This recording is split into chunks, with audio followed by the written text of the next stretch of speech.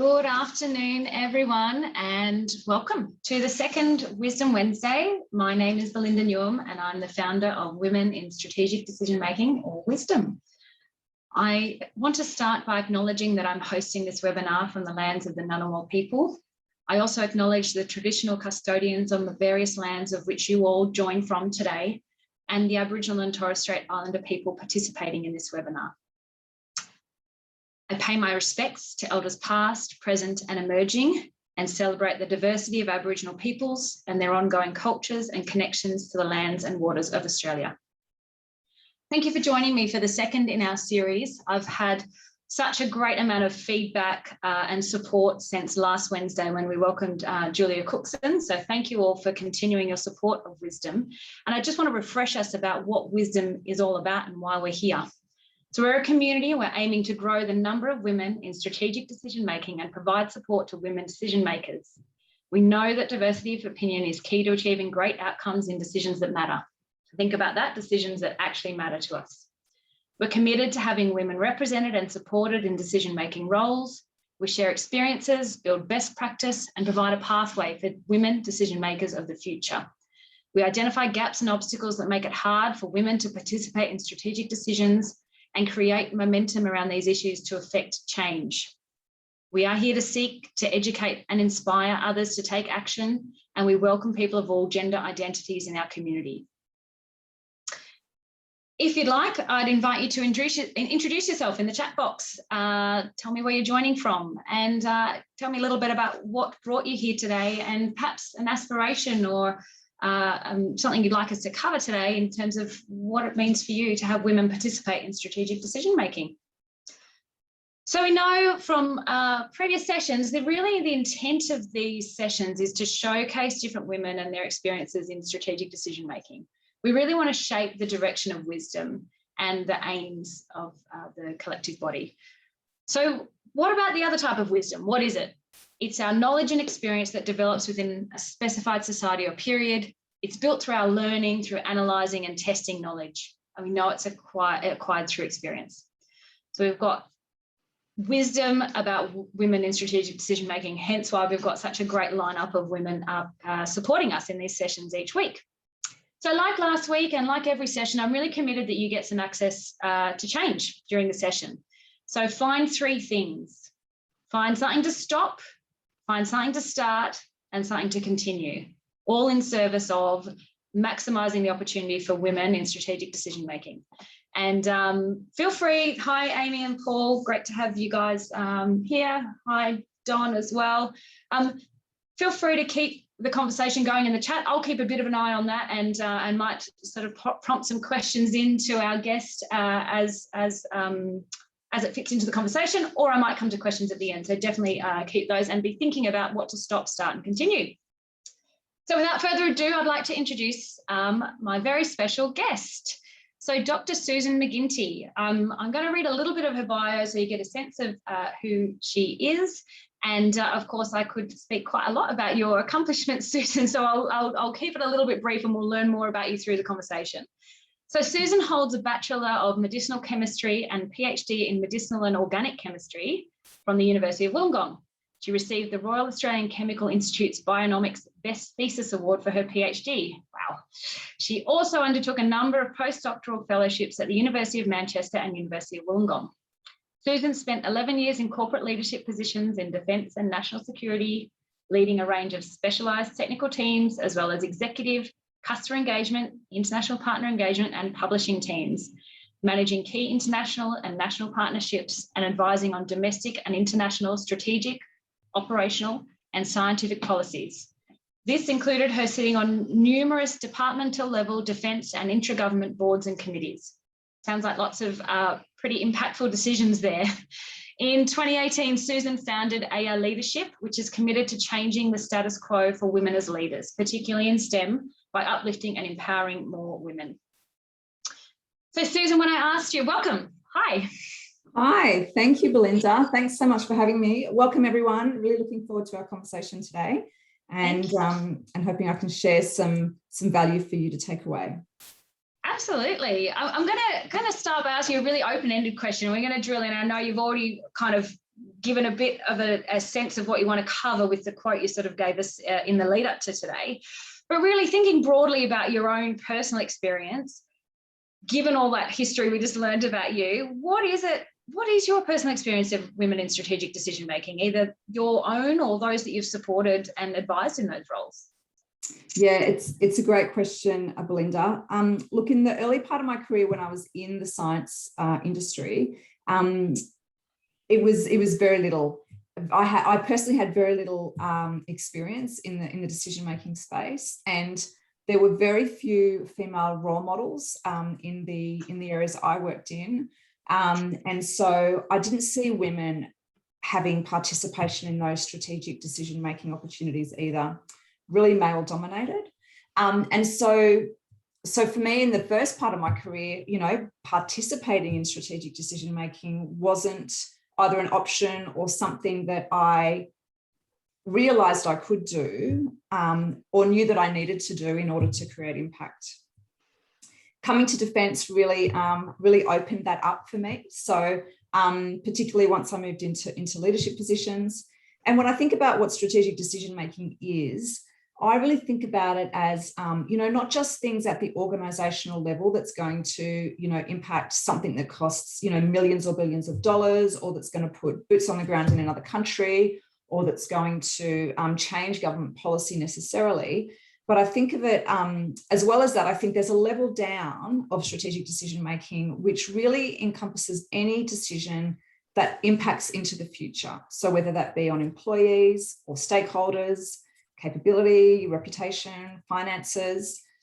And so whilst I was a member of a number of different boards and committees across defence and across whole of government, and certainly, very impactful decisions were made there, I was also making what I would consider strategic decisions in my own role, in my own right, on a sort of, day-to-day, week-to-week basis regarding, the direction that the organisation was taking, the capability that I was building, and it was actually translating into impact both in Australia and overseas for policy, for operational outcomes, and particularly for scientific research.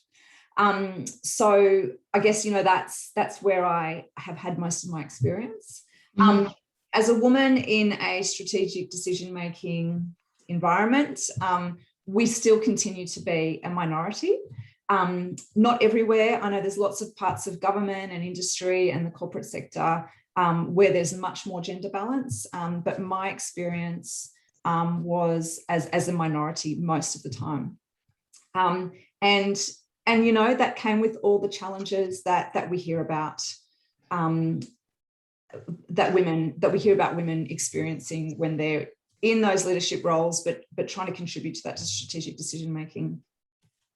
And so, turning up to meetings and having done all the work and gotten all the information, engaged with stakeholders, got some great options, assessed the risks and consequences, and then, not to have your input really considered. No one said we're not considering it because you're a woman. Of course not. It's not as conscious as that. And it was frustrating at times. And I observed it in other women around the table as well on some of the committees that I sat in. So there were committees where I was very involved, week to week or day-to-day basis really. Some of the other committees, more at the portfolio level, it was a little bit different. And I have to say that particularly in, majority military people being present in the leadership or decision-making committee was a really different experience, because the military have a very respectful, structured approach to decision-making that isn't always mirrored in, I guess, the civilian side of corporate or government. And so, coming out of those, largely military led and position held committees, I'd find that I came away thinking, wow, that was a great robust discussion. we've analysed all the risks and consequences, there's a good decision being made. And so, you know, that was a great experience for me. I've been lucky in that I've, you know, represented in some boards and committees that was, you know, well above my level, actually, because I represented 4 other people as a sort of permanent role on some boards. So some might consider that at level then, Susan, just to notice. Yeah, so you know, that gave me some great, amazing experience to see how decision making worked. And as I said, it worked differently in different committees and boards. Some were very structured, some were a bit haphazard. And what I really observed is that it came down often to the other people around the table and the chair of the board, especially. You know, if the chair of the board was really invested in a good decision outcome, or if they were a very inclusive person, they really, you know, you really felt like it didn't matter whether you were a minority individual in the group, you were heard and you had opportunity to share your voice and your thoughts. Yeah, so great. So picking up a bit of that and what you mentioned before about the composition, kind of coming from or experiencing what have been in some cases predominantly male-dominated decision-making fora versus, you know, somewhere you've got more of a balance and different structures. I know that something that you've been really interested in is the research behind what that composition of those different leadership committees from a gender perspective, how much that actually impacts on women's participation. So I'd love if you could share some of that with us. Yeah, absolutely. So some recent research undertaken last year by Rachel Goodwin from the University of Utah and some of her colleagues indicated that women who perceive that their participation in male majority leadership groups will result in their lower power in the group will not apply to become part of that group. So essentially, when we talk about power, or when the authors talk about power, the researchers talk about power and a sense of power, they're referring to the social power that exists between people. So in the context of a leadership group, for example, the social power within that group, within individuals, among individuals within that group. And it's defined as, you know, power that sort of relates to or results in having control over favourable resources like information or money or decision making, but also having influence over the people in the group. And in this case, control over the decision making of the group.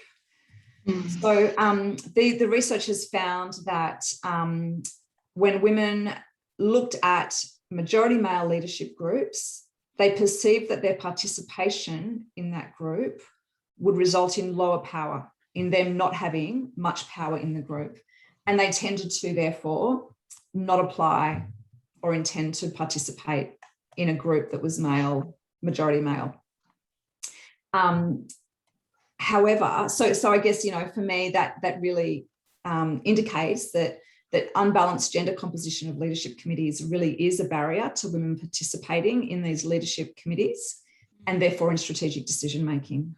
These were the leadership groups and committees where strategic decision making was being made. Yeah. Oh, sorry, Susan. Continue. No, that's okay. What I was just going to add is that what was interesting is that when the researchers looked at gender balanced or majority female led leadership groups, there wasn't the same belief or perception that they would have a low sense of power. And so there wasn't the reticence to join that group. So essentially, what they found was that if a woman's looking at a gender balanced or a majority female leadership group, they perceive that they're going to, if they join the group, they're going to have a sense of power, they're going to be able to create some impact, they're going to be heard, they're going to be able to contribute. And so therefore, that'll raise their intention and desire to join the group. Conversely, if they look at a male-dominated leadership group, they perceive that their sense of power will be lower, so they won't join the group. And that's interesting because, I mean, perception is king, right? And I know I've got a question coming through, I think really goes to that sort of, what is behind the perception that my my power will be reduced, I'll have lower power in that group? And I guess maybe a way to come at that, it would be, you know, your experience, Susan, if you're in those environments, how does it feel if your input isn't taken into account and you do have that? Yeah, it's a great question. Look, the researchers didn't look at what specifically led to the perceptions of lower power, and they recognize that as a gap. So there's absolutely more work that needs to be done there. But from my perspective, I think that, you know, a lot of the barriers that exist for women in leadership roles are what drives that perception of lower sense of power. And so that includes things like, you know, gender discrimination, negative attitudes and beliefs around women in leadership roles. I think it's the perception is potentially comes about by people's experiences. So, you know, I've experienced some leadership groups, committees in which I've, you know, had a voice that I've been heard. If I look back, I kind of can observe that probably was happening in more gender balanced groups, but then it depended, you know, if I was the expert and I came to the table with my expertise, I would turn up with the perception that I would have a sense of power and be able to contribute effectively because I had that expertise.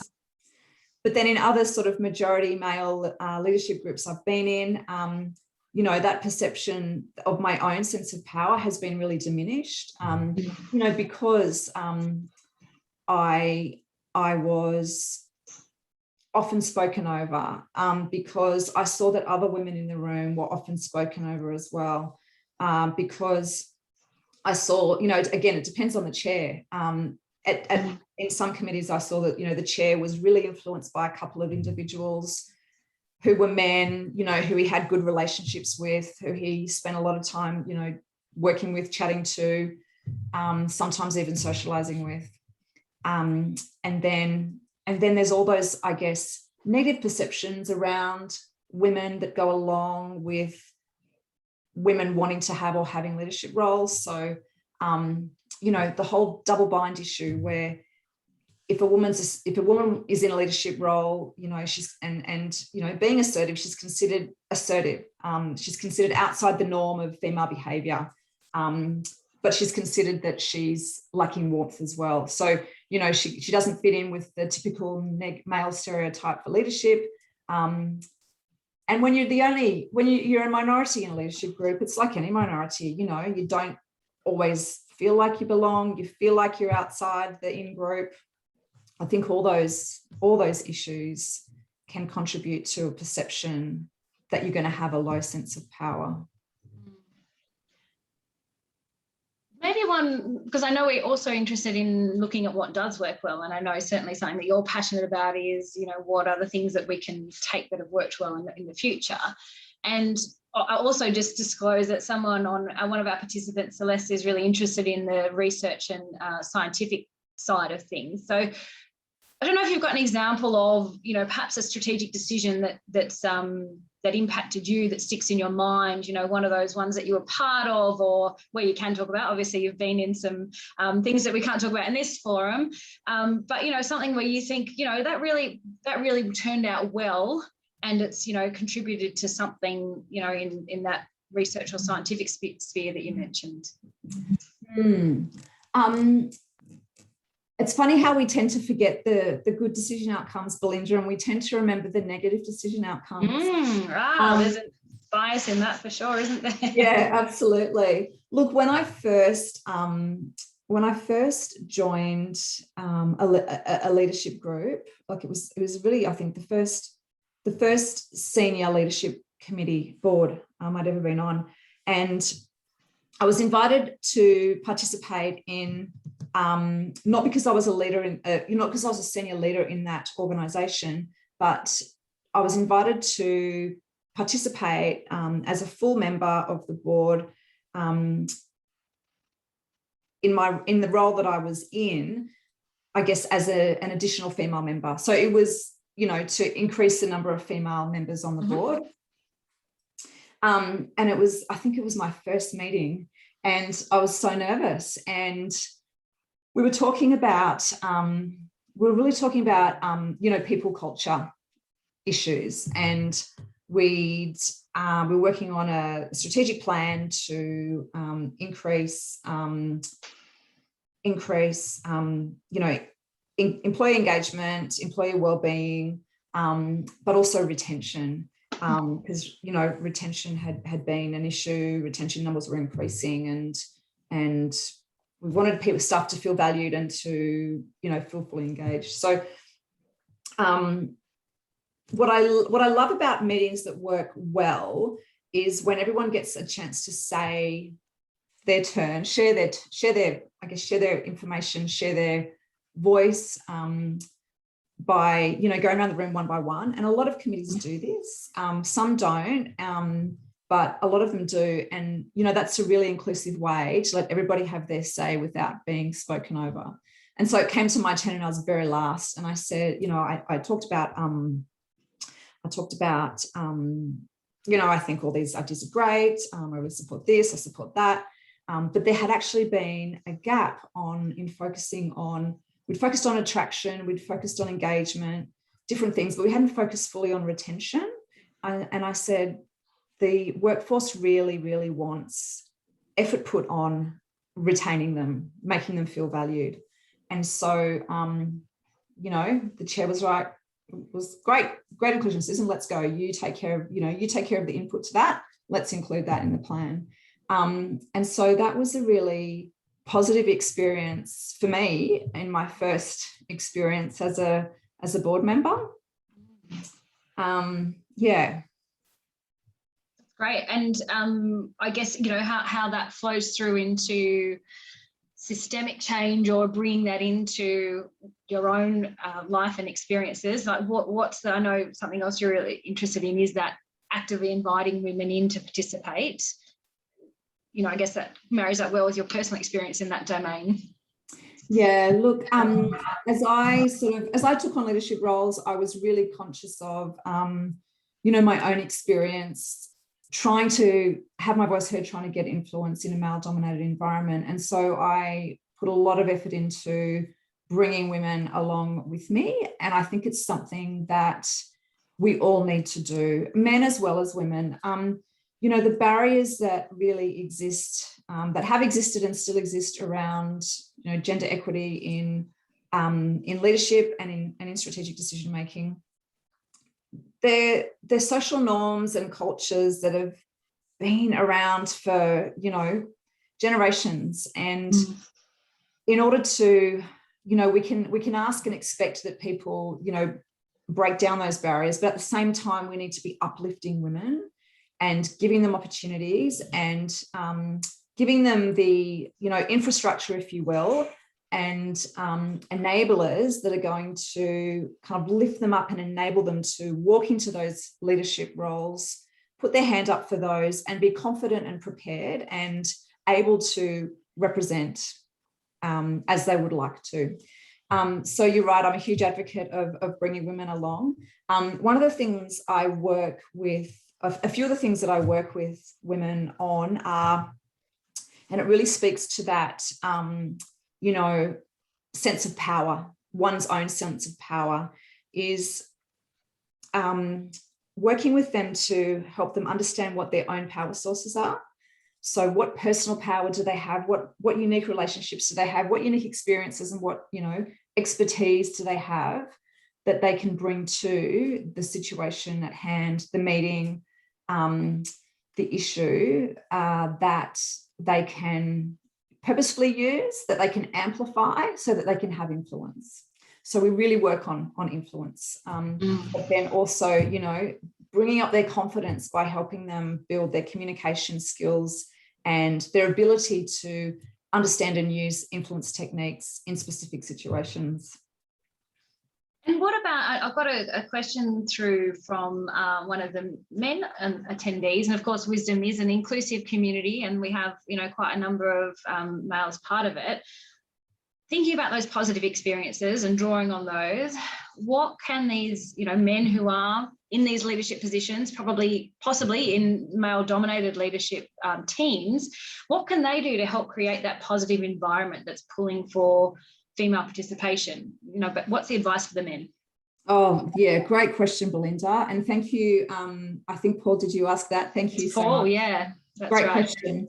And things I love to talk about. So I think it's really important to set the example and model a really inclusive environment of listening and a non-gender-based environment, because some men also, you know, are reticent sometimes to put their ideas forward. They might be introverts, they might be, you know, not quite 100% confident in their ideas. So I think just creating a really inclusive environment and setting some expectations around the environment of the team, but then encourage women to apply to leadership committees. And where you have control over a leadership committee or any kind of working group, try to gain, you know, equal levels of men and women, equal numbers of men and women in that group. So it could be a working group, it could be you know, a project team that's working on something specific, or it could be a leadership committee. So invite women in and encourage them to join those groups and committees. But keep in mind that there's a lot of consultation, thinking, and influence that goes into strategic decision-making prior to the actual decision. And so there's a lot of sort of tier 2 committees that undertake the work that informs that decision. There's almost always expert advice that's provided to that decision. There's always stakeholder consultation. There's often governance processes that are an element of that. So invite women in and encourage women to be part of those as well. Really get them to be actively participating so that they're getting an insight into how strategic decision-making works and building their experience via observation, but via supporting at those lower levels. That'll then increase their confidence and desire to be part of those strategic decision-making groups as they become more senior. Look, one of the research that I referenced, one of the points or options they offer around how to encourage women to, you know, join majority male leadership groups is that if organisations share positive stories of women's influence within leadership groups, then they might be able to increase other women's interest in becoming a member of those majority male leadership committees. But it's also really important for the men on those committees to create an environment that increases women's sense of power. So listening, supporting ideas and contributions, valuing diverse perspectives, valuing that lived experience, which Julia Cookson spoke about so beautifully last week, and how valuable that is to a decision. But, you know, making real efforts to remove those negative gender stereotypes. Look, there's a couple of other ways that men, but anyone can sort of increase women's participation in strategic decision making. Some organisations I've experienced they take a 40-40-20 approach to all their leadership committees and boards. So at least 40% of the committee members or board members are women, at least 40% are men, and then 20% can be either gender. So that goes a long way to breaking down gender barriers for women. And of course, it improves the decision outcomes through enhanced diversity. And as I mentioned, another really simple but effective way to include women in decision-making is inviting women as additional members of leadership committees or boards. And now I've observed that that's often given to more junior women. So there's a double opportunity there for them to not only contribute, but to be enhancing their leadership development as well. What do you think? So this isn't my view, but I know it's a view that can be propagated. In fact, a conversation a couple of weeks ago I had with a woman who's in a senior role in a big multinational corporate, and they have a very aggressive, well, I shouldn't say aggressive, they have a policy around women participation at different levels of their organisation. And she felt she was under a perception that she was in her job now because of that the quota. What do you think about that? And how do you, I mean, the women that you would coach would, I'm sure, have these kinds of issues. What sort of advice can you give to, managing that concern? Yeah, look, I like the idea of targets. The idea of quotas does rub against me a little, because no woman wants to think that she has her job just because she's a woman. And unfortunately, even if she might earn that job, if there's a quota system in place, then there's the perception that she got it just because she's a woman. And I've not experienced that myself, but I've certainly seen and observed other women feeling and hearing the other people have that perception of them. So look, the women that I work with, they all are high performing, and they all want to be in the roles that they want because they're valuable and they have the right level of skills and capabilities, and because they're the best for the job. I've never met a woman who said, I want that job and I think I deserve it because it's a quota that needs to be filled. So I prefer targets, and with targets, it's a softer approach, but it's an approach that gets people thinking, okay, well, if I've got a woman and a man, they're both equally suitable for the job, let's put the woman forward. But I think there's ways, like the 40-40-20 approach, for example, there's ways that are, I guess, less harsh than a quota, that can be implemented.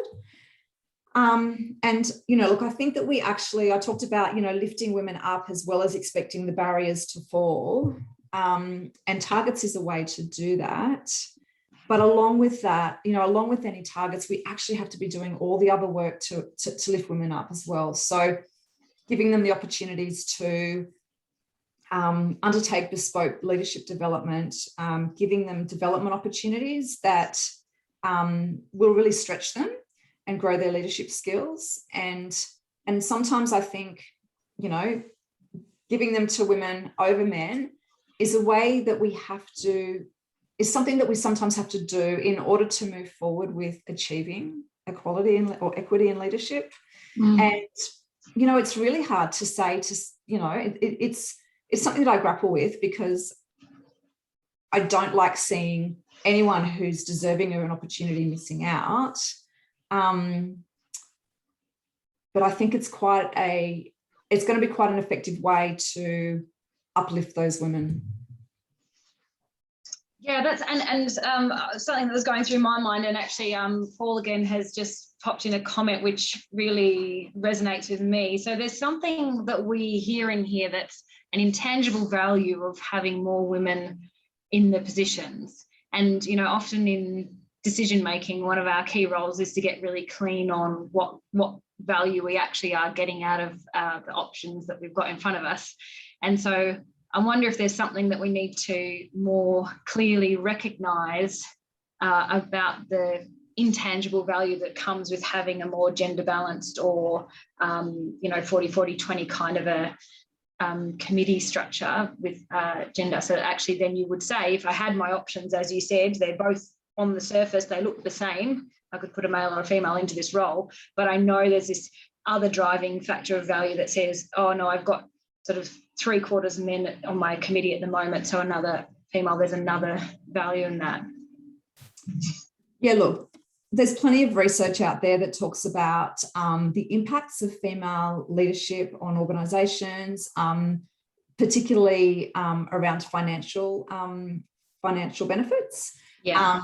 But anyone who's been in a majority, or any woman who's been in a majority female discussion or committee, will tell you that it's got a different vibe and usually has excellent outcomes that aren't always achieved in a male-dominated, majority male discussion or committee.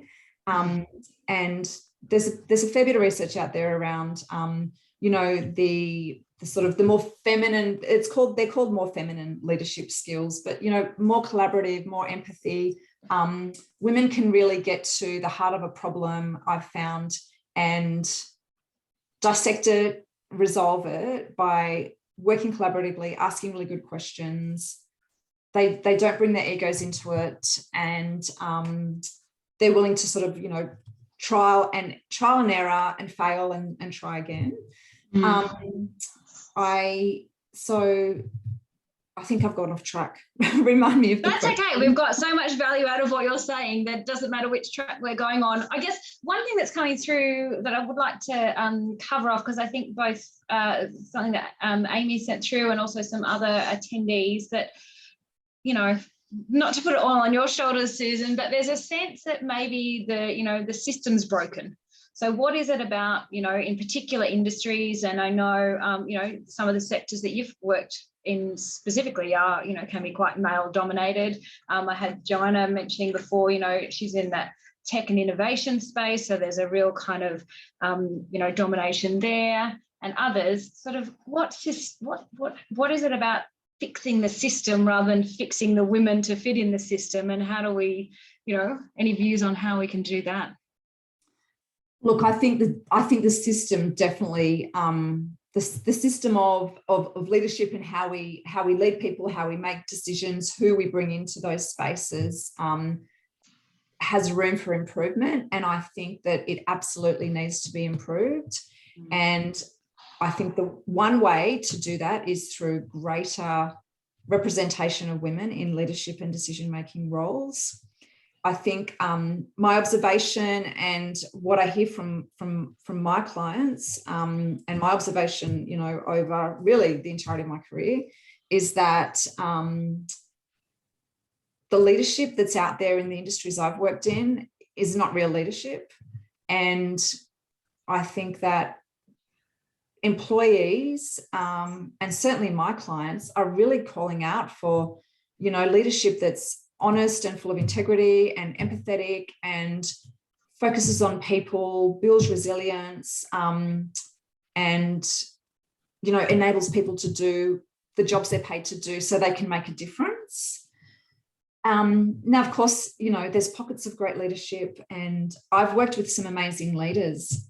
It seems though that from my perspective, from my observations, from what I hear people talking about, the politics gets in the way. Absolutely what gets in the way is the male leadership style. And what's really hard is we're asking women to step into these leadership roles, but the male dominated leadership style is still dominant. And so it's hard for women to have a voice and be creating impact in their own authentic way, being the leaders they want to be when they're competing against that. Because it's very, it can be very suffocating, and it can be really hard to try to create traction and impact as a leader when you're leading in a different way to the more dominant leadership styles.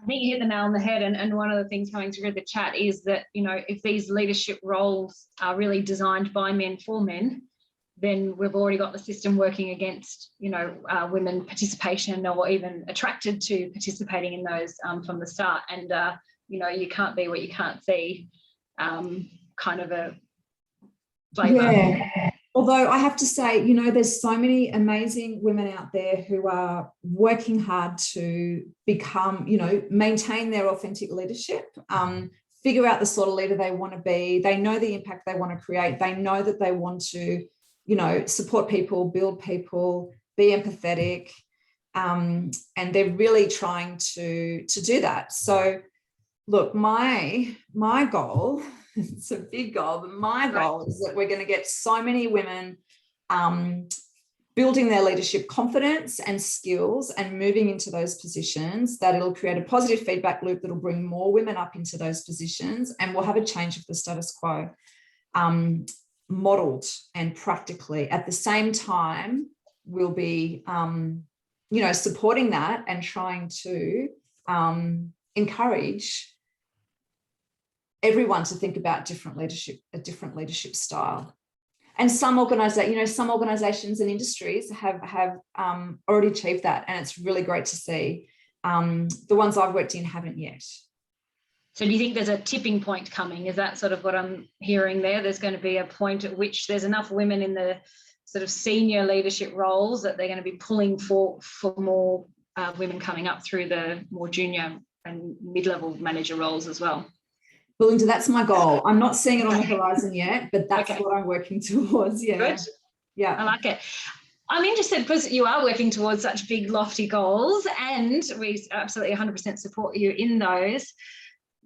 One of the things that you must be doing a lot in your life and in your previous career is your own decision making. And of course, we talked a little bit last week about the sense of, decision fatigue and the time pressures that come with all the sorts of decisions that we carry around as decision makers and, as women in decision making.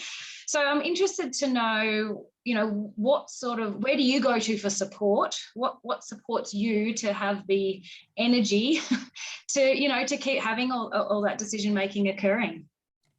Yeah, so look, I like to think that the decisions I'm making on a daily basis, which seem quite small, are actually contributing to those big decisions or those big impacts that I'm creating. So, making multiple small decisions and making them well is actually means that I don't have to make a massive decision because I'm already mostly there. And I've kind of built this trajectory towards the impact that a big decision would make. Does that make sense? Mm. Yeah. So absolutely. I guess that means that I'm constantly making small decisions that are having impact. But Julia was right when she spoke last week about decision fatigue, and there's so many decisions having to be made, and they often need to be made in quite quick timeframes. And if we're not making those small decisions along the way, they can seem quite enormous decisions to make. One thing I see happening, and I hear my clients telling me happening, is that decisions are being made, but then not implemented. Big decisions are made, but not implemented. And it's such an undermining approach to take. And often they're not implemented because, it takes more time. You've got to change people's mindsets. You've got to change people's behaviors and attitudes. You need more resources. You might have the money, but then maybe something else comes up. But then you're off focusing on the next crisis or the next big decision that needs to be made. And so that's something I've observed, and it really grates me because it wastes time, it wastes resources, and it doesn't actually get the organisation moving forward and increasing its capability. But how do I keep my energy? I just really, I guess I focus on what's the impact I want to create, and then what decision, and then how important is that decision to that impact. And I seek support from others. I rarely make a decision by myself, not because I want to, ensure that the decisions I'm making, even those small daily ones, are going to actually be having the right contribution to the bigger picture. So I always seek, input and advice from people who know me, but people who know the area, know the industry, they know the topic. They might be subject matter experts, or they might be stakeholders, or they might be mentors. I also like to find someone who I think's got a different perspective to me, so they can challenge me, but also make sure I'm not missing anything, don't have any blind spots. Yeah, thank you for sharing that. And I noticed another comment that's come in directly out of what you were talking about there around the lack of follow through on those decisions, and how frustrating that can be, particularly for those who've been in the decision process and really thinking we're going to get some change out of this.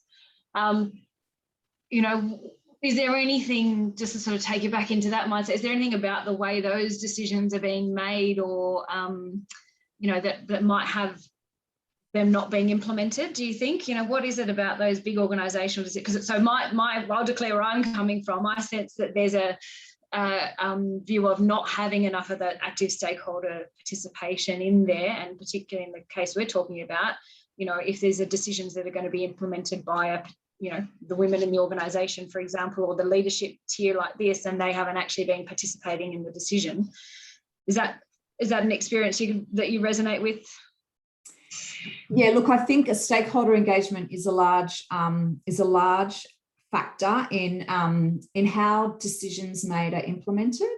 I think, though, that sometimes people, my observation has been that at senior leadership levels, sometimes they can think that the decision being made is the end of the line, and then they forget about the implementation, or they'll start focusing on the implementation, but if they weren't really engaged in that outcome, the energy will peter off. And, you know, it's had, you know, I've seen it have quite detrimental effects on ability to get things done, but on capability and on workforce engagement as well. Because, you know, there's nothing worse than a workforce who says, oh yeah, okay, that decision was made, we know it's never going to come to fruition. Yeah. Well, it's very disempowering then, isn't it? And when we think about our energy and where we want to put our energy, back to your very original point, I think, around our power in a group and a social structure, if there's actually no follow through on something that we felt passionate about or that we had a say in, it's really, for me, from my personal experience of that, is it I'm less inclined to participate next time. Yeah, absolutely. And, you know, I guess the interest level and engagement level of stakeholders, you know, sometimes a decision can be made simply because nobody's saying no. And that's also quite frustrating. So rather than people agreeing and having a robust conversation and saying, yes, we'll agree to this option, they're not saying no to the option that's put forward, because they just simply have other more important things on their plate. They don't see it of value. They might not see it of value. And that's been an experience I've had as well. And that can also be quite undermining to wanting to contribute next time as well. Yeah.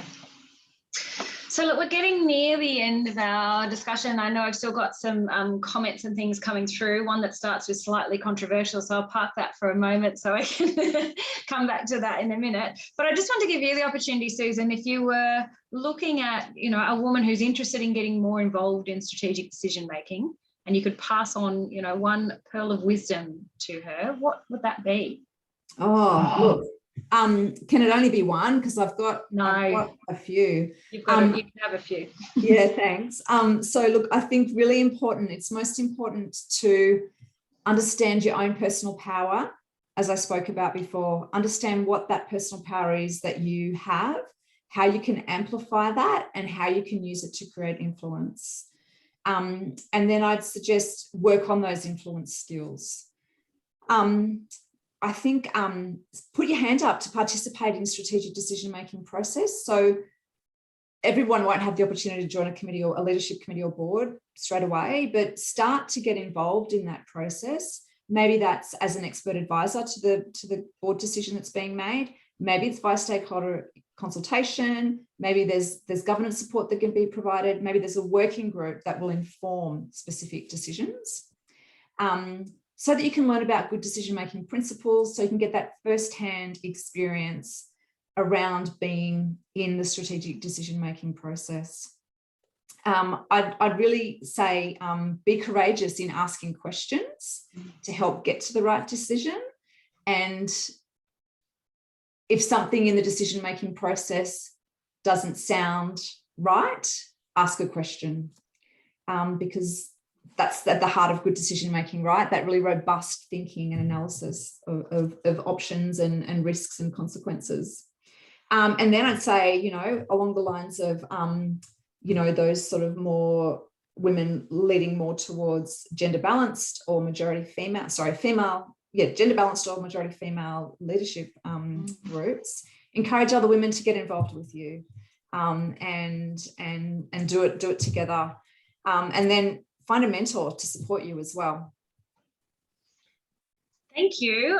There's been two comments, actually, the controversial one and the maybe not so controversial, but both around this concept of power. And it came up a little bit with Julia last week as well, where she talked about needing to reframe what we mean by power, and it's kind of what we commonly think of with that. So there's an observation of a theory, I suppose, that the term power could be polarizing. Does it mean, and when you speak of personal power, does someone have to give up power in order for someone else to gain power? Or as a suggestion from Amy, is there a power with as opposed to a power over? That's another way of looking at where your strength and your power is from. And yeah, just interested in your thoughts on that, particularly with that view, as you said, of the personal power and what it means to be creating that for yourself as a woman in leadership. Yeah. Look, great questions. Thank you, Amy. And I think Paul might have asked the other question. Yes. He's asking all the hard questions today, which is fantastic. Look, I think there's some challenge in the word power. And absolutely, there's connotations around power being very masculine, very directive, and absolutely power over. I think those connotations are there when we use the word power. The academic literature uses the word power, synonymous with often influence. And so when we talk about influence, we need to have power in order to have influence. So I guess power is it's a social dynamic. So it's not a negative thing.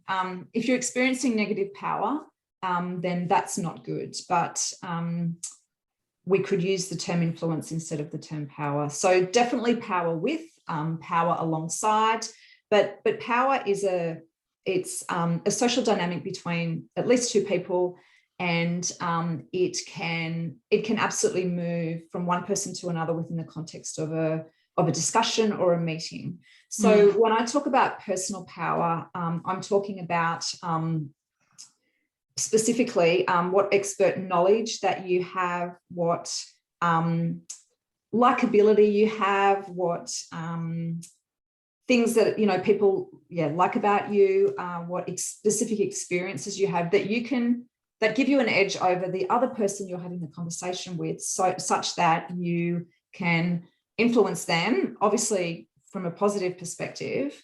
So for example, a technical expert going into a meeting will have expert power. They have the knowledge around a particular piece of technology. People will listen to them. They will be able to influence the direction of the conversation and hopefully the decision by sharing that information and knowledge they have. So that's what personal power looks like. And there's so much in the literature about power and personal power.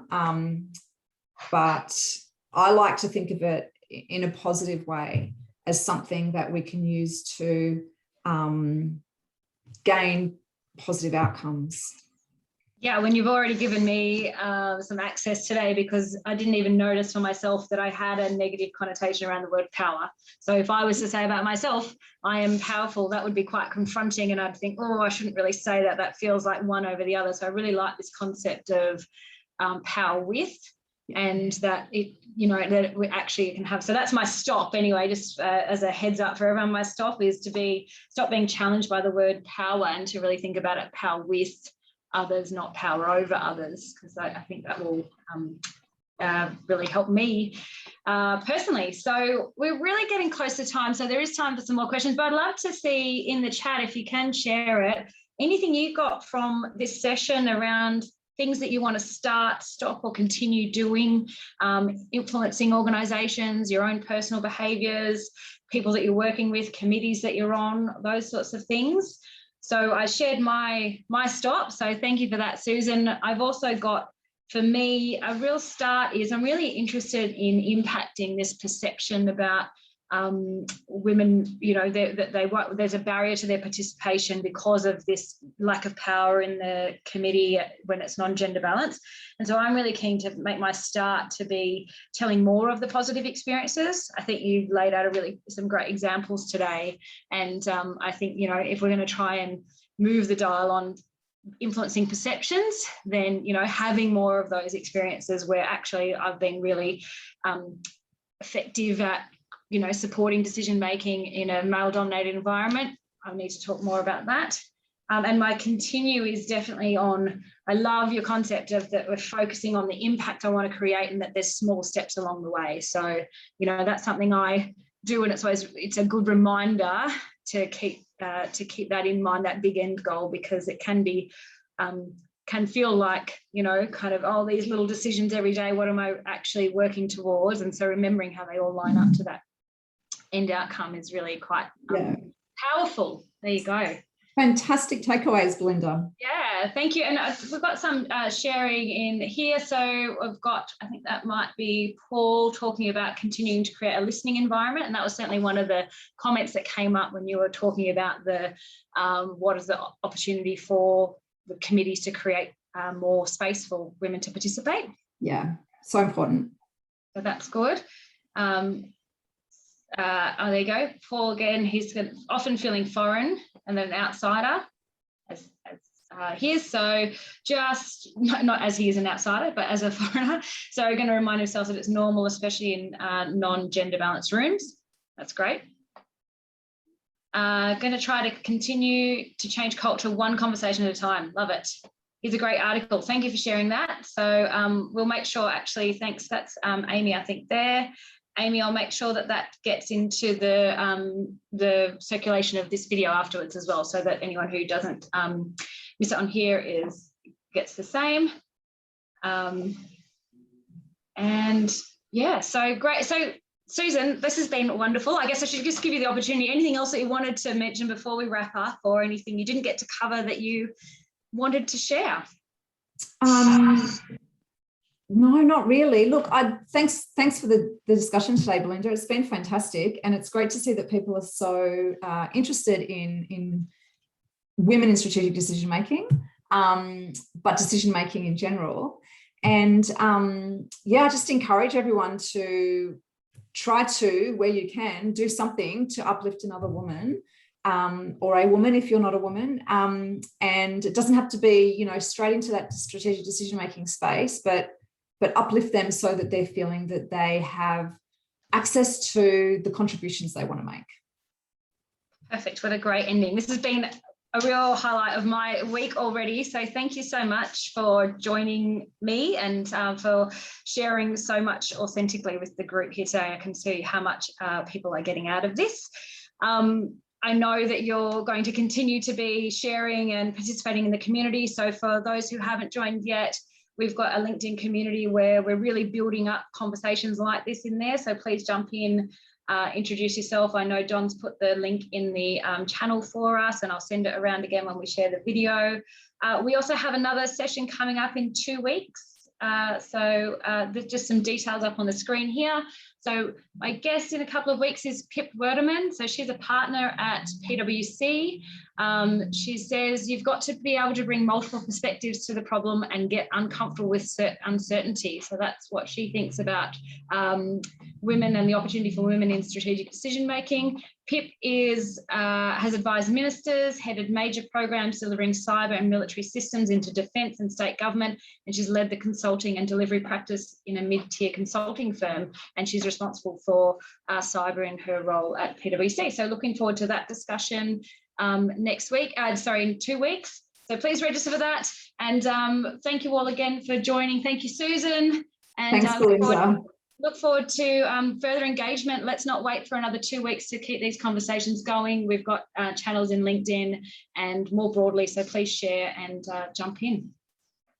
Thanks, Belinda.